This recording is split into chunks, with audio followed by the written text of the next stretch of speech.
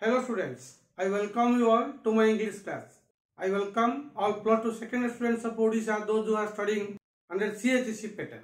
So पिला माने ओडिसा समस्त युक्त 2 द्वितीय वर्ष छात्र छात्री जे माने कि CHEC pattern रे पढुचंदी से मानको हमर YouTube चैनल ते स्वागत. पूर्वरु आमे द बालड ऑफ फादर गिल्गन पोएम आलोचना कर छारजे.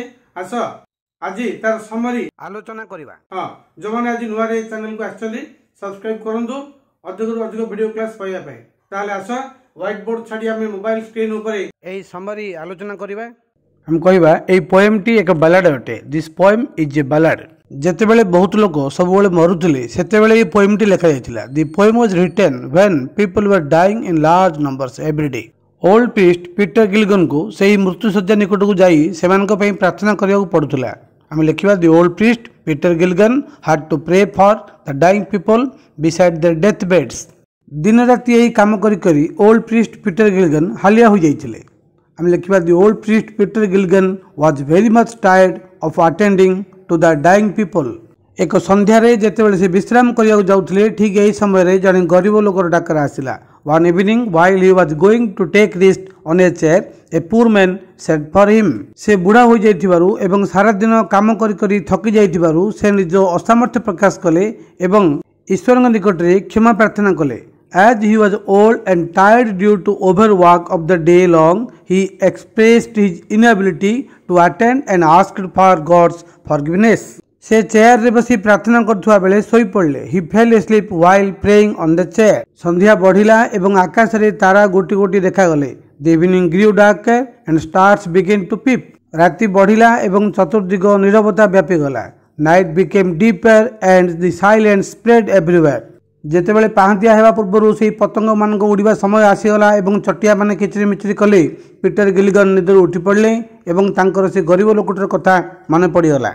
हम लिखिबा when moth hour came again and sparrows began to chirp before the dawn, Peter Gilgan woke up and he suddenly remembered the poor man who sent for him last evening. से लोकटी मर जाइथियो बोली भाबी से दुख प्रकाश कले एवं निज घोड़ा बाहर करी द्रुत गति रे से मर जाउथबा लोकटर घर आड़ को चलले. हम कोन लिखिबा his heart was filled with sorrow to think that the sick man must have died, and he rode up his horse and at a great speed he moved towards the poor man's house through narrow road and muddy land. तांकु देखि मर जाइथिबा लोकटर स्त्री अत्यंत आश्चर्य होई पड़ले. The sick man's wife was greatly surprised to see the priest again. Old priest Peter Gilligan पचारिबा परे से स्त्री लोकटी जणाइला जे प्रीस्ट चली जिबा घंटाए परे लोकटी शांति रे मरि गला. When the old priest Peter Gilligan asked, the sick man's wife told that the man died peacefully after 1 hour the priest had gone. से आउथरे काहे कि आसले बोली प्रश्न कले. She asked that why the priest came again. एहा सुनी Peter गिल्गन अत्यंत आश्चर्य होई पड़ले. The old priest Peter Gilligan was greatly astonished by these words.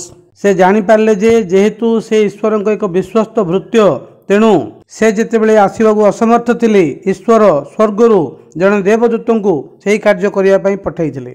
He realized that as he was a faithful worker of God, he sent one of his angels from heaven to do this needful when he was unable to perform his duty. से तले आंठु मारी बसी गले एवं ईश्वर को अशेष धन्यवाद जणाइले. He knelt down and praised God a lot. Then students, so far we have discussed about the summary of the poem The Ballad of Father Gilgan. पिला माने एतले जे आमे मोबाइल स्क्रीन ऊपर The Ballad of Father Gilgan poem रा summary आलोचना करथली. So thank you for watching this video class. Bye bye.